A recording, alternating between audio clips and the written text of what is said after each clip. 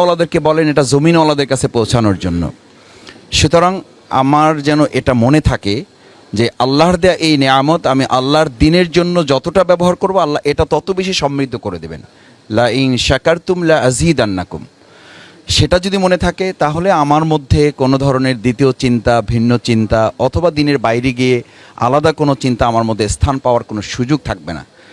শেষ কথা হচ্ছে, আমরা যারা আজকে এখানে একত্রিত হয়েছি, বাংলাদেশে ইসলামের দুটো কমপ্লিসিটি আছে। একটা কমপ্লিসিটি হচ্ছে ইসলাম যারা জানেন তারা, আমরা যারা প্রচার করি, আমরা ইসলামকে অ্যাড্রেস করার ক্ষেত্রে সাধারণ মানুষ যারা, তাদের মধ্যে অনেক ধরনের কমপ্লিসিটি আছে, যাদের কাছে পাবলিকলি ইসলাম অ্যাড্রেস করার জন্য আমাদের আরও বেশি গবেষণার সুযোগ আছে। এবং সেটা শ্রদ্ধেয় ডক্টর মাওলানা মিজানুর রহমান আজহারী ভাই, আমার বোধহয় তিনি আমাদের এখন শিক্ষক হিসাবে ভূমিকা পালন করছেন এবং আমাদের শেখারও সুযোগ আছে।